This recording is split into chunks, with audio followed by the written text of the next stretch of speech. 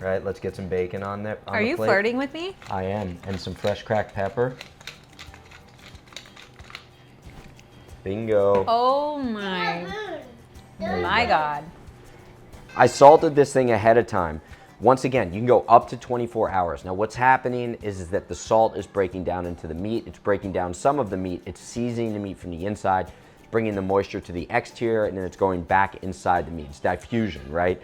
And as it's doing that, it's not just seasoning it, it's also tenderizing it. That is the essential step that you gotta do ahead of time when it comes to these roasts, okay? And this is for any roast.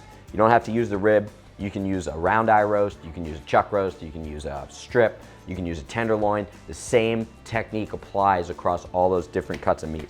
And I'm gonna slow roast it at 250 degrees until the internal temperature reaches around 110 degrees inside the meat. I did rub this down with a little bit of fat. So I'm just gonna throw this onto this sheet pan, right?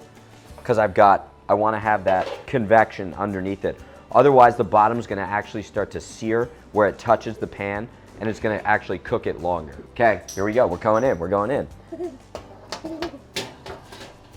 There you are. Yeah? All right, pull these onions out of the bag for me and put them right here. Each one, pull them out. And while you do that, I'm gonna slice some bacon. You want some bacon? Yes. There we go. There we go. I want the bacon fat, and ultimately we'll fold the bacon into it, but I'm just gonna start by rendering this bacon. Put it into a cold pan. Anytime you render bacon, start in a cold pan, right? And then slowly bring it up to heat. That's gonna make it nice and crispy. It's gonna release that fat without burning it. See how I'm just cutting the tops off the onions and moving them over, right? And then I'll get rid of these, and then I'll do this. The next step, right, I'll like cut them all in half.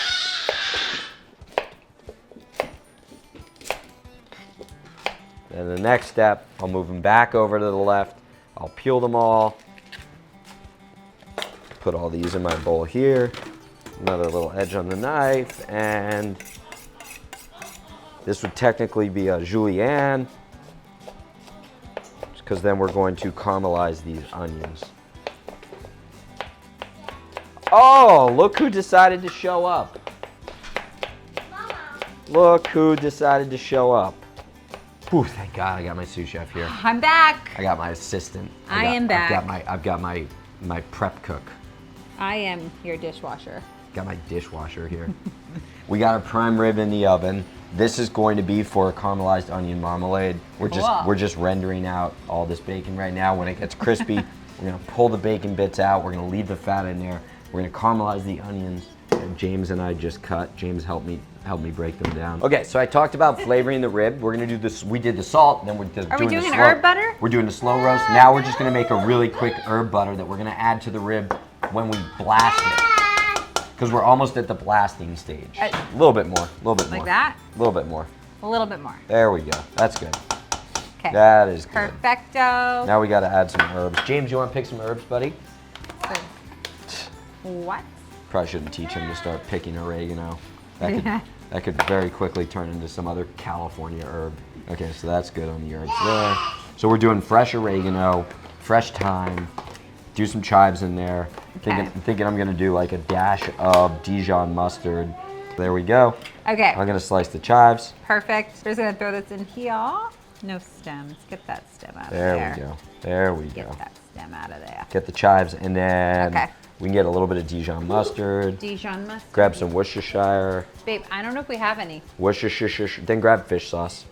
See, the reason I use the Worcestershire and the fish sauce and everything is because it gives it that umami flavor. You're not really picking up a ton of the actual, like, fish in there. Just a little dash of Dijon. And what about the fish sauce? Just like a half a teaspoon. Then where did I bake it? Bacon. Where did I bake it? See, it's rendering right now, buddy. It's getting nice and crispy the way you like it. James, check this out, big guy. You see that? It's black. It's black garlic. It's mild, it's sweet. It's tangy. It doesn't taste like garlic. I mean, it literally tastes tangy. We're gonna chop this and mix it into the butter too. I'll wipe And I'm the just gonna shirt. mix this in. Ready? There we go. Black garlic butter. This is our rib that's been slow roasting. Oh, watch That's- out. Don't touch that, That baby. sucker's been slow roasting, okay? So now Whoa. we're probably at about 110, 100, wait. Yeah, it's about 111 degrees. I can feel it. You And can now- feel it? Yeah. You can feel the temp? Now what I'm gonna do is I'm just gonna take a little bit of this. Oh, yeah. Ew. What do you mean, ew? Oh, yeah, now we're talking. That looks delicious. Get that all over, baby. Oh, yes. Oh, Okay. yes. I want to eat it right now. All right, so now we're gonna blast the oven to like 475 degrees, and then we're gonna throw this puppy in there. We're gonna also use this, save the rest of this to finish, okay? Okay. Are you licking me? That's really weird. Ew. Ew. We got, so this is all of our bacon fat, right? And what's beautiful is you got those crispy rendering cracklings still stuck on the bottom. Our bacon over here is gonna get nice and crisp, so we're just gonna add our onions to that bacon fat. Yum. The key when you're caramelizing onions, right, is you want to start with a high temperature, but then you want to turn it down really low. This is another process that takes a ton of patience because you got to slowly extract all those sugars. What people have the tendency to do is they'll like go high, hard heat. They'll burn the onions, then they'll turn them down, then they'll sweat, but then you're really just releasing like onion juice with the burnt exterior of the onion. You've got an onion that's raw in the center. The sugar hasn't been completely released, and it's a horrible product. We want these onions to break down to a complete melting tenderness. So we'll get them nice and tossed up in the fat. Now, another little trick for caramelizing your onions properly is you got to salt them in the very beginning. The salt's going to draw the moisture out. The moisture is what's inhibiting the browning process because you're cooking the moisture out. Salt it. Yeah, go crazy. There we go. Look at that. Oh, yeah. Look at That that. looks fantastic. Now let's rub it down. Rub it down with some butter. Okay, ready? So we'll let this sit for probably, I don't know, 20 minutes or so. But this is it. Oh my gosh. I haven't opened this in so long. I'll open. All right, so we're gonna put a half a bottle of wine in with these onions, okay? We do a half a bottle of wine, we're gonna do some vinegar, we're gonna do a little bit of honey, and then we're gonna let that all cook down. We're gonna add to that more seasonings, fresh herbs at the end, and that's gonna be our onion. She calls it a jam, I call it a marmalade. You know the difference between a jelly and a jam is? I'm not answering that because I know your joke. See that coming together? See that, how it's already all just breaking down? Oh my gosh. Okay. Yeah? What do you think, James? What is this? That's for spanking, Mom. I think. No. This is the best piece because it's all caramelized, all that Maillard browning right there. Look at how the black butter is broken into this. I'm you ready? so Here we go. excited. Hold Here on, we I gotta go from this the angle. money shot, the money shot. You look at this. You have got to be kidding me. Look at that. Just knock it off. Look at that. There it is. There it is. We'll give this, I'm gonna give it a nice fat cut. Ready?